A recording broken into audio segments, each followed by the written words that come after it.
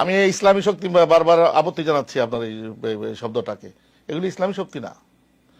রাজনৈতিক সংগঠনের দিক দিয়ে আপনি বলতে পারেন রাজনৈতিক শক্তি। কই আদর্শ? ইসলাম কায়েম করলে তো এই পথে যাওয়াই তো বৈধ না। আপনি যে বলছেন যে ইসলামী শক্তি তো তখন হবে যখন আমি ইসলামের নিয়ম মেনে চলবো। তাহলে রাজনীতির এই গণতান্ত্রিক প্রক্রিয়ায় রাজনীতি করা এবং ক্ষমতায় যাওয়ার চেষ্টা চালানোটাই তো ইসলামী না। তাহলে দলগুলো ইসলামী হয় কি করে? না, ওলামায়ে কেরামের দল। আমরা যে ইসলামে যে ওলামায়ে কেরাম আছি, এই জন্য এটার নাম দিয়েছি জমিয়ত ওলামায়ে ইসলাম। ইসলামের আলেম ওলামাদের দল এটা।